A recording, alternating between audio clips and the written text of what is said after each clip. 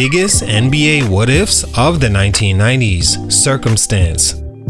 In the last feature, we spoke about the biggest what ifs of the 2000s, focused on how much of an impact injury can have on a career, but today I'd like to speak about how much circumstance plays a role in the trajectory of a player, a franchise, and the NBA itself as a brand.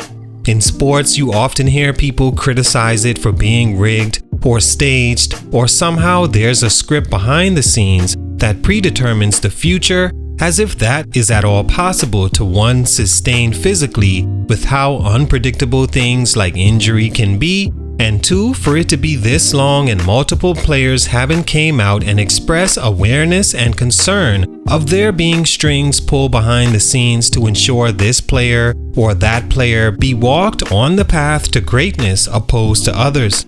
The truth is, there are no scripts, and there is no such thing as predetermined roles or outcome in sports. There's circumstance and being put in the right one that fits or not, and be in a situation that may take some time to find the right spot.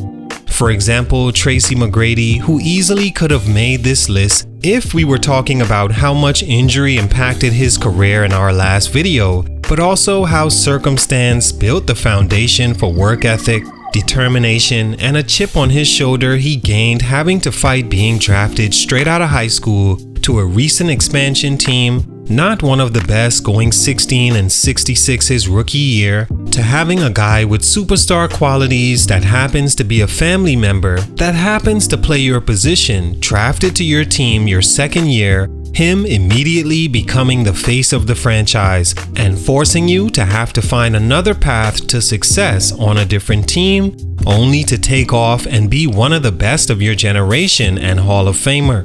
What if that never happened and Vince Carter and T-Mac stayed on the Raptors? Imagine the alternate history. Today, to me, these three circumstances changed the course of basketball history in their own ways and opened the doors for some great things to come out of it, along with some unfortunate ones as well. Imagine the history change had the Spurs drafted Keith Van Horn first overall instead of Tim Duncan. Would Van Horn have fit great in the Spurs system under Greg Pop? Perfectly mixed with David Robinson, also great fit culture-wise, much better than that in New Jersey.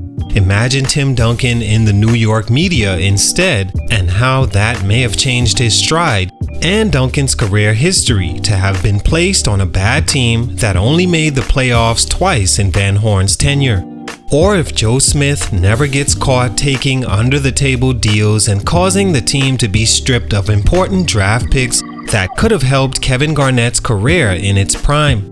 And who can forget arguably the biggest circumstance of all, Kobe Bryant falling into the Lakers' lap, and how many teams could have had the second greatest shooting guard of all time, superstar of all superstars, and legend.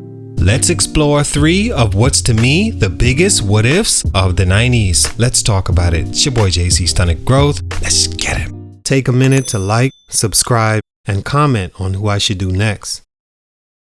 Tim Duncan going first overall to the Spurs and not New Jersey. In the NBA draft, or any drafting system for that matter, circumstance is everything. Being placed on the right fitting team can be substantial for the player, and not taking the right one can mean just as much for a franchise. Ask Draymond Green, a guy without traditional all-star skill set that probably is an average player on a bad fitting team, but with the Warriors and two of the best shooters ever, he's a four-time champion, all-star, and probably Hall of Famer. Not to mention, secured hefty contracts playing in the Golden State system. What if Dallas drafted Charles Barkley instead of Sam Perkins? Carmelo, Chris Bosh, or D. Wade instead of Milicic? Who can forget Steph Curry instead of Johnny Flynn and Ricky Rubio back-to-back right before he landed in the Warriors' lap? Back in '97, the Spurs had a significant choice to make, one that would change their franchise forever either way. Draft the decorated power forward from Wake Forest, another big to pair with David Robinson, who wasn't the most athletic and could get in the way on the block with the Admiral. or the sweet-shooting small forward power forward Keith Van Horn from Utah, who dominated his competition and was usually compared to Larry Bird before the draft. Imagining him in the Spurs system honestly doesn't seem like that bad a fit. For his slow-down play style, IQ over athleticism, paired with a coach like Greg Pop, a player like Robinson, the brute to Van Horn's grace, and a culture like the Spurs were building, it would have likely worked out great in his fortune. But would it for the franchise as a whole? Would they still win 3 championships in 6 years? 5 in Tim Duncan's era? Who knows, but we do know they made a great choice as Tim Duncan became a top 10 player of all time, 5-time champion, 3-time finals MVP, and 2-time league MVP, while Keith Van Horn played on bad teams in New Jersey until he made the finals in 2002 and was swept by the Lakers as the 4th leading scorer. Was he a bust? No, not exactly, but his career didn't stack close to Tim Duncan's or what could have been had they swapped circumstances. Joe Smith never blowing Kevin Garnett's prime on under-the-table deals beginning in '98. The Kevin Garnett story will always be an important one for NBA history in general because he's become another top 10 to 15 greatest of all time player, 15-time All-Star, league MVP, and of course a somewhat late NBA champion in 2008 at 31 years old and past his prime. A prime many think had Minnesota been able to build a better team around their star, he could have led them to a championship for the first time in their history, changing his legacy as well to have come straight from high school to winning in a small market in the 90s, early 2000s. KG with multiple chips in Minnesota is arguably being discussed as one of the greatest of all time. Of course, Minnesota wasn't able to build that team around him, in large part due to the actions of Joe Smith. Joe Smith was the former #1 overall pick many expected a lot out of entering the NBA. He started off solid, though some expected more, then was traded to Philly for 30 games, and then Minnesota, playing behind superstars like Iverson and Kevin Garnett.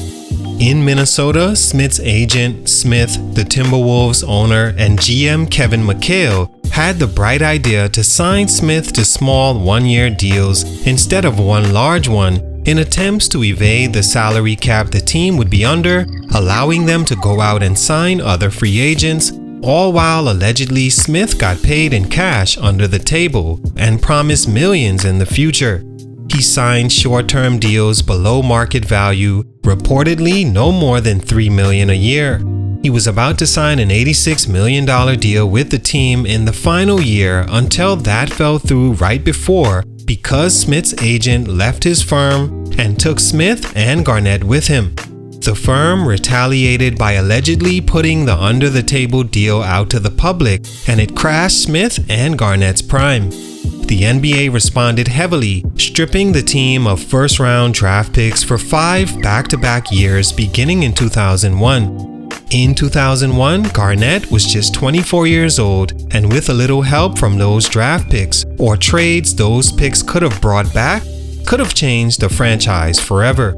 Instead, they are one of the 11 teams in the league that's never won an NBA championship, even with a top 10 all-time great. All because the circumstance they put themselves in the prime of Garnett's career. Garnett left Minnesota 6 years later, some say a little too late. Kobe falling to the Lakers in '96 and not the Hornets. And lastly, a top 3 NBA what if of all time. Along with the Blazers drafting Sam Bowie and the Steph Curry miss, this has to be the biggest example of circumstance. Ask anyone that's seen Kobe play or see video of him for the first time, and you wouldn't believe 13 teams, including the Charlotte Hornets, who actually drafted him then traded him to the Lakers, passed on this Hall of Fame talent. Kobe was an unproven talent, a draft after Kevin Garnett in '96, and looking back, I still don't understand who couldn't see Bryant was a star. He reportedly killed all his pre-draft workouts, but because of his age, obviously, and the family baggage around his name coming in, Teams went for more sure things, plus the 96 draft was arguably the deepest of them all. Well, the Lakers and Jerry West knew what they had. They offered to trade beloved Lakers Vlade Divac to the Hornets for him, who jumped at the chance to acquire the savvy center and shipped Bryant to LA on draft night. It took some time to get going, but Kobe only became the second greatest shooting guard of all time, a top 5 of all time on my list, 5-time champion, league MVP, and ambassador for hard work and extreme focus. What if he went to Charlotte? Would he still have amounted to Kobe? All the rings with Shaq, the superstar atmosphere of LA opposed to Charlotte, and how would he have competed out east instead of the west at the time?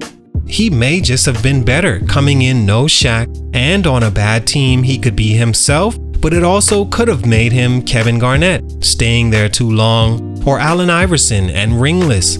It's still one of the greatest NBA draft moments, all hinging on circumstance that changed so many lives. All in all, the circumstance you're put in can help or hurt, but work ethic trumps it all as long as you have a consistent and focused one. Young hoopers, remember this, because staying in the gym can take you places you never expected and help you land on the right side of circumstance. Great players and teams who for these reasons had their circumstances change their future. Salute, much respect, it's your boy JC Stunted Growth, and I'm out.